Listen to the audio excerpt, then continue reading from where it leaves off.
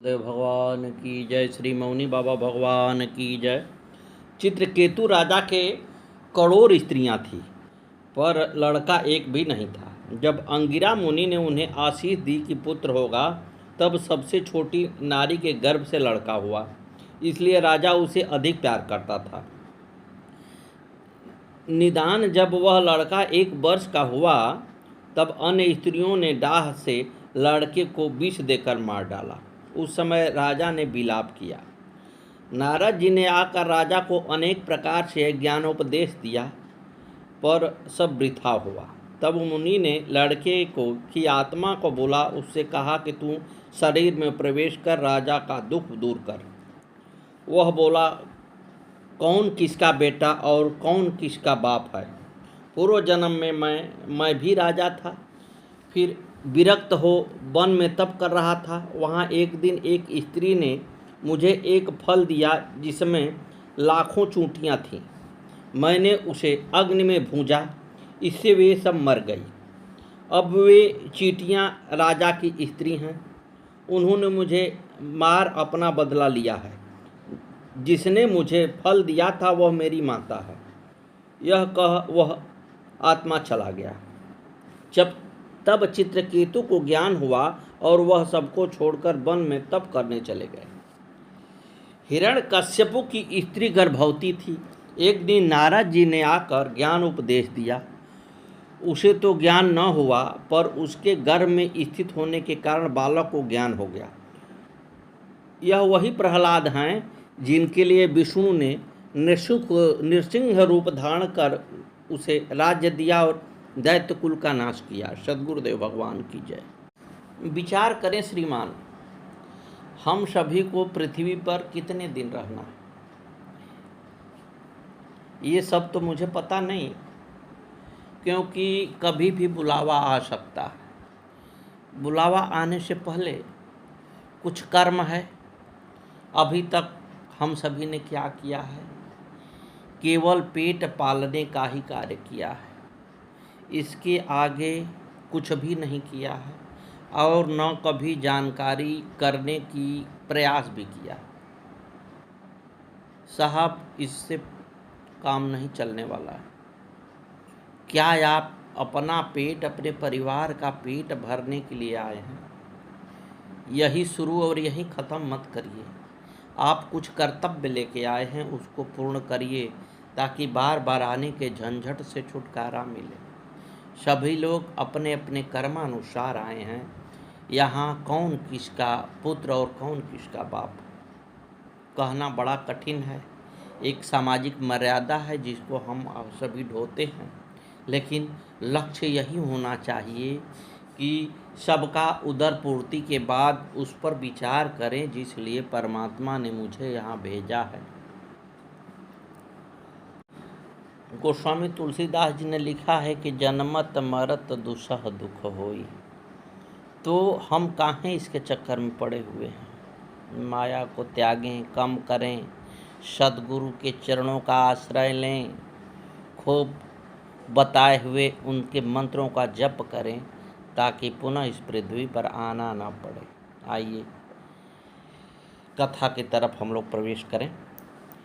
एक वीर भगवान का अंश था, तो देव और दानव शीघ्र ही युवावस्था को प्राप्त कर लेते हैं। महाराज हरिवर्मा ने एक वीर के समय समय पर सभी संस्कार करवाए। वेद शास्त्र और शस्त्र विद्या में पारंगत होने पर महाराज ने विप्र सभासदों की उपस्थिति में मंगल द्रव्य मंगा करके पुत्र का राज्य सिंहासन पर अभिषेक कर दिया। इसके पश्चात अपनी रानी को साथ लेकर तपस्या करने वन को चले गए। एक वीर अपने राजकाज बड़ी लगन से और विवेक से करने लगे। एक दिन अपने शाखाओं के साथ घोड़े पर चढ़कर गंगा किनारे आकर प्रकृति का सौंदर्य देखने लगे। वातावरण इतना सुंदर था कि महाराज आनंदी हो रहे थे। तभी उनको कुछ दूर पर किसी सुंदर स्त्री के रोने की आवाज़ सुनाई दी। उसका क्रंदन सुन महाराज ने उस सुंदरी से रोने का कारण पूछा और कहा, हे ललने, तुमको किसने सताया है?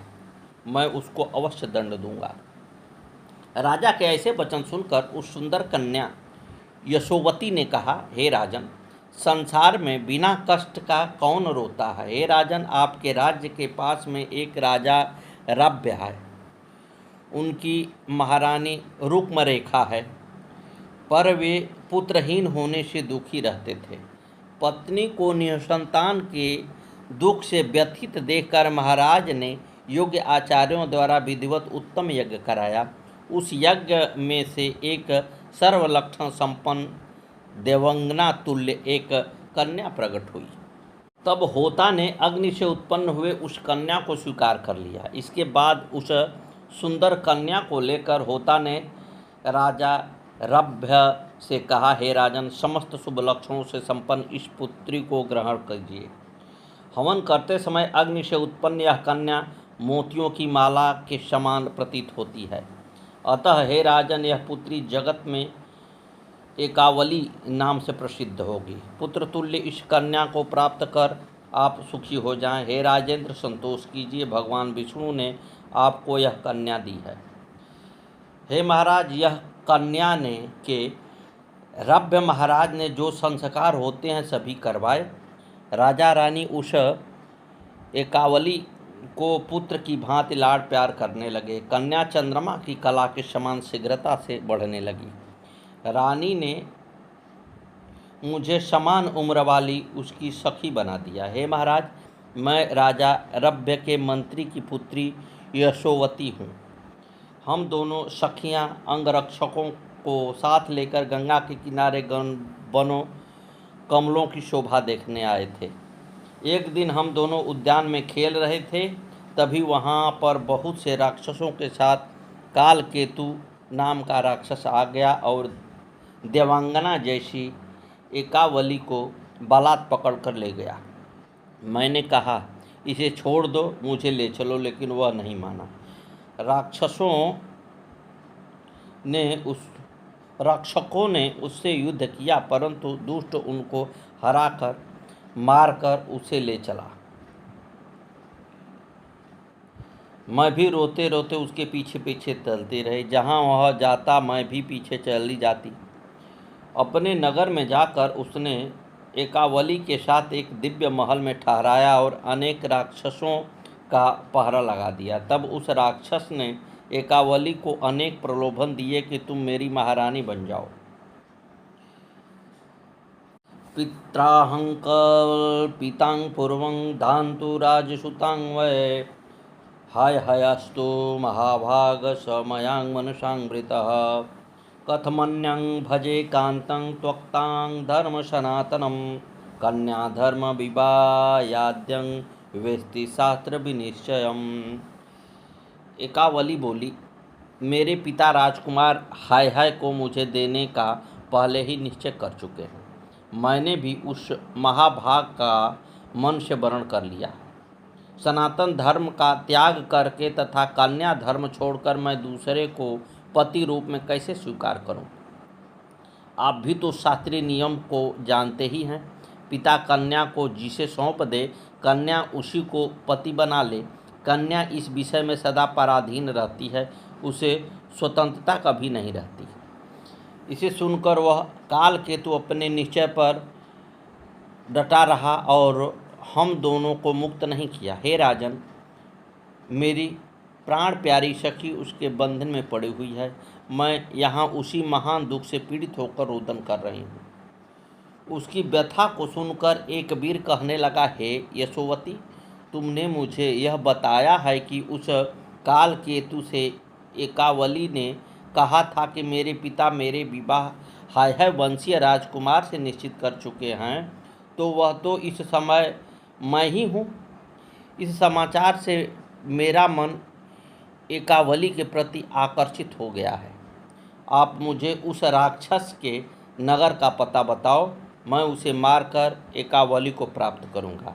अधिक समय मत लगाओ। मुझे यह भी रहस्य बताओ कि तुम उसके बंधन से किस प्रकार छूट कर आई।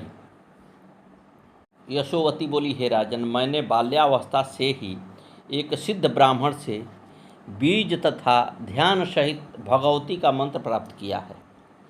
हे राजन, जब मैं काल केतु के यहाँ थी तभी मैंने अपने मन में सोचा कि अब मैं प्रचंड पराक्रम वाली भगवती चंडिका की निरंतर आराधना करूं। वे भगवती पूर्ण रूप से आराधित होने पर निश्चय रूप से मुझे इस बंधन से मुक्त करेगी, क्योंकि भक्तों पर अनुकंपा करने वाली वे शक्ति स्वरूपा चंडिका सब कुछ करने में समर्थ हैं। जो निराकार तथा निरालंब भगवती अपनी शक्ति से जगत का सृजन करती हैं तथा पालन करती हैं, वे ही कल्प के अंत में उसका संहार भी कर देती हैं। मन में ऐसा सोचकर मैं विश्व की अधिष्ठात्री, कल्याणकारिणी, लाल वस्त्र धारण करने वाली, सौम्य विग्रह वाली तथा सुंदर रक्त नयनों वाली भगवती का ध्यान करके मन ही मन उनके रूप का स्मरण करके मंत्र का जाप करने में तत्पर हो गई। इस प्रकार मैं समाधि लगाकर 1 माह तक भगवती जगदम्बा का उपासना करती रही। हे राजन, मेरे भक्ति भाव से प्रसन्न होकर के देवी चंडिका ने मुझे स्वप्न में दर्शन दिया और कहा, तुम सोई क्यों हो? शीघ्र ही गंगा तट पर जाओ, वहाँ तुम्हें है वंशीय राजकुमार एक वीर मिलेंगे। वे ही मेरे भक्त हैं और वे ही काल केतु का वध करके मानिनी एकावली से विवाह कर तुम्हारा दुख दूर करेंगे। हे वीर, तब मैं उसी देवी के मंत्र का उच्चारण करते हुए यहाँ आई हूँ। उसकी बातें सुनकर लक्ष्मीपुत्र एक वीर यशोवती से कहने लगा, अरे एकावली की सखी, तूने ये सभी बातें बताकर मेरे मन में एकावली के प्रति विशेष प्रेम हो गया है। अब तुम मुझे उस राक्षस के नगर में ले चलो, जिससे मैं उसे मारकर एकावली और तुमको उसके पिता के पास पहुंचा दूं। यशोमती कहने लगी, हे वीर पुरुष, पहले आप जगदम्बा के सिद्धिदायक मंत्र को ग्रहण कीजिए, फिर आप काल केतु और उसके साथी राक्षसों से युद्ध कर उनको मारकर मेरी सखी के कष्ट को दूर कीजिए। उसका वचन सुनकर एक वीर ने वहाँ पर दैव योग से पधारे हुए पुण्यात्मा तथा ज्ञानियों में श्रेष्ठ दत्तात्रेय जी से त्रिलोकी का तिलक कहे जाने वाले योगेश्वरी के महामंत्र की उसी क्षण ग्रहण कर लिया। उस मंत्र के प्रभाव से एक वीर को सब कुछ जानने तथा सर्वत्र गमन करने की क्षमता प्राप्त हो गई। इसके बाद वे यशोवती के साथ काल केतु के दुर्गम नगर के लिए शीघ्र उपस्थित हुए। एक वीर के साथ में विशाल सेना को देखकर काल केतु भी सेना लेकर भिड़ गया। दोनों तरफ से घमासान युद्ध होने लगा। दोनों तरफ से हजारों योद्धा मारे गए।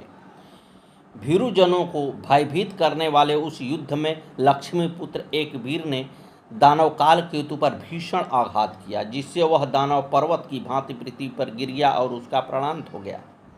तब यशोवती ने राक्षसों का अंत देखकर एकावली के पास जाकर एक वीर द्वारा काल केतु के मारे जाने का सारा हाल बता दिया और यह कहा कि एक वीर आपसे मिलना चाहते हैं।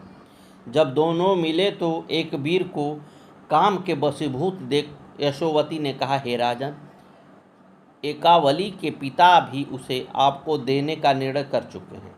एकावली का भी निश्चय आपको ही वरण करना है, अतः कुछ समय की ही प्रतीक्षा करके इसको इसके पिता के पास मैं पहुंचा दूं। वो निश्चय रूप से विवाह करके आपको सौंप देंगे। तब एक वीर यशोवती की बात मानकर उन दोनों कन्याओं को लेकर महाराज रव्य के पास पहुँचे। राजपुत्री को आई हुई सुनकर राजा रव्य प्रेम पूर्वक मंत्रियों के साथ उनके सम्मुख शीघ्रता से पहुँच गए। मलिन वस्त्र धारण की हुई उस पुत्री को राजा ने बहुत दिनों बाद देखा।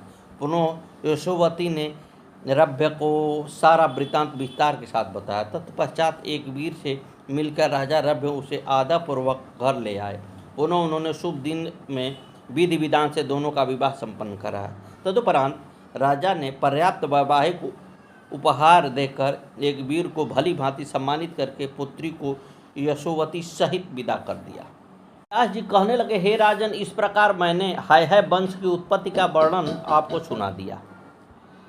इस संस्कार में जन्म पाकर जो भी मानव या प्राणी यदि माँ भगवती का या श्री कृष्ण का, यह भगवान शिव का या भगवान का चिंतन नहीं करता है, तो उस प्राणी का संसार में जन्म लेना निरर्थक है। प्रत्येक प्राणी को नाम स्मरण अवश्य करना चाहिए। एक वीर और एकावली की उत्पत्ति भगवती के पूजन, भजन और नाम स्मरण से ही हुई थी। एकावली से विवाह हो जाने पर एक वीर अपने राज्य में पहुंचकर आनंद से सुख भोग करने लगे। समय पर उनके कृतवीर्य नामक पुत्र हुआ और समानांतर से कृतवीर्य नाम का पुत्र हुआ। इस प्रकार मैंने तुमको है वंश की उत्पत्ति का कथा श्रवण करा दिया। जनमेजय कहने लगे, हे व्यास जी, आप कृपा करके यह बताने का कष्ट करें कि सर्वसमर्थ भगवान विष्णु को, जो जगत के पालन करता और देवेश्वर हैं, उनको भी अश्व का रूप धारण करना पड़ा था। आप मेरी इस संदेह को दूर करने की कृपा करें, उनको इस योनि में क्यों जाना पड़ा। व्यास जी कहने लगे, हे राजन, आपके इस संदेह के विषय में जैसा मैंने नारद जी से सुना था वैसा ही आपको बता रहा हूँ। एक बार नारद जी बीड़ा बजाते हुए सरस्वती के तट पर स्थित काम्याप्रास आश्रम पर पहुँचे। मैंने उनका अर्घपाद्य से स्वागत किया। तदंतर उनसे पूछा कि हे नारद जी, क्या इस संसार में किसी को सुख प्राप्त है? मुझे ही देखें। जन्म होते ही मेरी माता ने मुझे वन में छोड़ दिया। मैं वन में बड़ा हुआ और यहीं रहने लगा। फिर मैं पुत्र प्राप्ति को सुमेर पर्वत पर से दूर चला गया। संसार मिथ्या है ऐसा जानते हुए भी माया पास में बंधा हुआ मैं पुत्र स्नेह के कारण शोकाकुल रहने से अत्यंत दुर्बल शरीर वाला हो गया।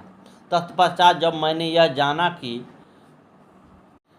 वासव राजसुता मेरी कल्याणमयी माता का राजा शांतनु ने वरण कर लिया है, तब मैं सरस्वती के पवित्र तट पर आश्रम बनाकर रहने लगा। कुछ समय बाद मेरी माँ विधवा हो गई। फिर गंगा पुत्र भीष्म ने मेरे भाई चित्रांगद को राजा बनाया, लेकिन कुछ समय बाद मृत्यु को प्राप्त हो गए। मेरी माता बहुत दुखी रहने लगी। भीष्म ने काशीराज की अंबिका और अम्बालिका का विवाह उससे छोटे चित्रवीर्य से कर दिया। भीष्म इन दोनों को राजाओं को जीत करके लाए थे। कुछ समय बाद चित्रवीर्य को यक्ष्मा रोग हो गया और मृत्यु हो गई। पति के मर जाने पर दोनों स्त्रियां सती हो रही थी, लेकिन मेरी माँ ने उनको रोक लिया था। कुछ समय बाद माता ने मुझे याद किया था। मेरे वहाँ पहुँचने पर माता ने मुझसे कहा, हे प्रतिभाशाली पराशर नंदन, इसी उद्देश्य की पूर्ति के लिए मैंने भीष्म के परामर्श से समाधि द्वारा तुम्हें यहाँ बुलाया है। इस नष्ट होते हुए वंश को तुम स्थापित करो, जिससे महाराज शांतनु का नाम बना रहे। हे द्वैपायन कृष्ण, वंश छे जन्म दुख से मेरी शीघ्र रक्षा करो। तुम्हारे सदाचारी लघु भ्राता चित्रवीर्य की रूप यौवन संपन्न दो भार्याएं हैं, जो काशीराज की पुत्रियां हैं। हे मेधावीन, उन दोनों के साथ संसर्ग करके तुम पुत्र उत्पन्न करो, भारत वंश की रक्षा करो, इसमें कोई दोष नहीं है। माता की इस आज्ञा को सुनकर भीष्म ने भी कहा, हे पराशर नंदन, आप माता की आज्ञा मानकर इस वंश वृद्धि की कार्य को संपन्न करो, आपको दोष नहीं लगेगा, क्योंकि गुरु पितु मातु स्वामी हित बानी, सुनि मन मुदित करियो भले जानी, मातु पिता गुरु प्रभु की बानी, बिनहि विचार करिय शुभ जानी। हे नारद जी, माता और भीष्म के आग्रह पर मैं इस निंदित कर्म के लिए तैयार हो गया। अंबिकायां प्रवृत्तो अह मृत्यो मत्यां मुदां निशिः, मयि विमनसायां तु तापसे कुत्सिते भृशं, सप्तांगमयां सा सुश्रोणी प्रसंगे प्रथमे तदाह, अंधस्ते भवितां पुत्रो यतो नेत्रे निमीलिते। रात्रि में प्रसन्नतापूर्वक ऋतुमयी अंबिका के साथ प्रवृत्त हुआ, किंतु मुझ कुरूप तपस्वी के प्रति उसके अनुरागहीन होने के कारण मैंने उस सुश्रोणी को शाप दे दिया कि प्रथम संसर्ग के समय ही तुमने अपनी दोनों आंखें बंद कर ली थी, अतः तुम्हारा पुत्र अंधा होगा। तत्पश्चात माता के कहने पर अंबिका के साथ भी सहवास किया, लेकिन जब वह मेरे पास आई तब भय से पीली पड़ रही थी। मैंने कहा, तुम्हारे गर्भ से पीले रंग का पुत्र होगा। हे नारद, फिर विचित्र वीर्य की दासी को मेरे पास भेज दिया। वह प्रेम से मेरे पास आई, मैं उससे बड़ा प्रसन्न हुआ। हे नारद, रात्रि में मैंने उसके साथ प्रेम पूर्वक विहार किया और पुनः प्रसन्न होकर उसे वरदान दिया, हे सुभगे, तुम्हें सभी शुभ लक्षणों से संपन्न, रूपवान, सभी धर्मों का ज्ञाता, सत्यवादी तथा शांत स्वभाव वाला पुत्र उत्पन्न होगा। हे नारद जी, इस प्रकार से अंबिका का अंध पुत्र धृतराष्ट्र, अंबालिका का पांडु तथा दासी का पुत्र विदुर हुआ। समय पर धृतराष्ट्र जो नेत्रहीन था उसका विवाह गांधारी से हुआ। भीष्म ने पांडु को राजा बनाया। उसकी 2 कुंती और माद्री रानियां थीं। एक बार जंगल में शिकार खेलते समय धोखे से मुनि की जो मृग बने थे मृत्यु हो जाने पर श्राप लगा था कि तुम भी पत्नी के पास भोग की इच्छा से जाओगे तो मृत्यु को प्राप्त हो जाओगे। इसलिए कुंती ने धर्म, वायु, इंद्र के क्षेत्रज पुत्रों के रूप में युधिष्ठिर, भीम और अर्जुन तथा दोनों अश्विनी कुमारों से नकुल, सहदेव की उत्पत्ति हुई थी। एक दिन महाराज पांडु माद्री से आलिंगन करने के कारण सावत्स मृत्यु को प्राप्त हो गए। पीछे धृतराष्ट्र और विदुर कुंती और 5 पुत्रों का पालन करने लगे। धृतराष्ट्र के दुर्योधन आदि जो क्रूर हृदय वाले पुत्र थे वे एक समूह बनाकर उनका घोर विरोध करने लगे। तत्पश्चात द्रोणाचार्य वहां आए और भीष्म ने उनका सम्मान किया। उन्होंने पुत्रों को धनुर्विद्या की शिक्षा देने के लिए उन्हें उसी पुर में रख लिया। अविवाहित अवस्था में कुंती ने कर्ण का त्याग दिया था। बड़ा होकर वह कर्ण, जिसे सूत ने नदी में बहता हुआ पाया था, दुर्योधन का साथी हो गया, जिससे उसका पांडवों के प्रति वैमनस्य और बढ़ गया। दुर्योधन सदैव पांडवों से वैमनस्य रखता था। धृतराष्ट्र ने पांडवों को बारसावत नगर में बसाया, परंतु दुर्योधन ने अपने मित्र पुरोचन को वहां भेजकर लक्षागृह का निर्माण कराया। हे नारद जी, उनकी मृत्यु का समाचार सुन मैं बहुत दुखी हुआ। किसी तरह पांडव उस लक्षागृह से बच निकले। मैंने उनको एक चक्रा नगरी देखा। फिर अर्जुन ने ब्राह्मण वेश में द्रुपद महाराज की पुत्री द्रौपदी को मीन के भेदन कर विजय श्री प्राप्त की और माता कुंती के आशीर्वाद से 5 भाइयों ने द्रौपदी से विवाह किया। तत्पश्चात धृतराष्ट्र ने पांडवों को खांडव बन दिया। वहां अर्जुन ने अग्निदेव को वह वन देकर श्री कृष्ण की सहायता से इंद्रप्रस्थ का निर्माण करके राजसू यज्ञ किया। पांडवों ने मैदानों द्वारा सुधर्मा सभा का निर्माण कराया।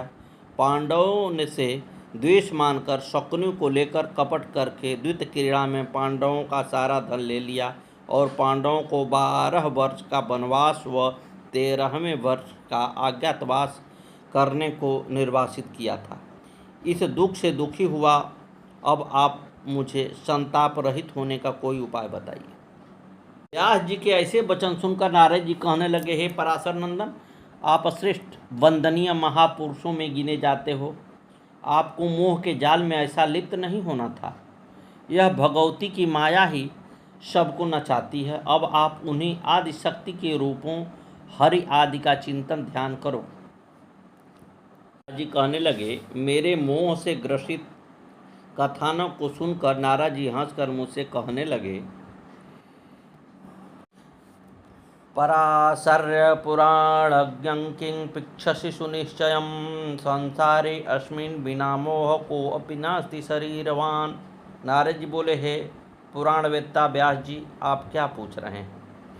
यह पूर्ण रूप से निश्चित है कि इस संसार में रहने वाला कोई भी प्राणी मोह से परे हो ही नहीं सकता। हे व्यास जी, ब्रह्मा विष्णु महेश आदि देव भी मोह से ग्रसित होकर भ्रमण करते रहते हैं, फिर सामान्य मनुष्य किस गिनती में है।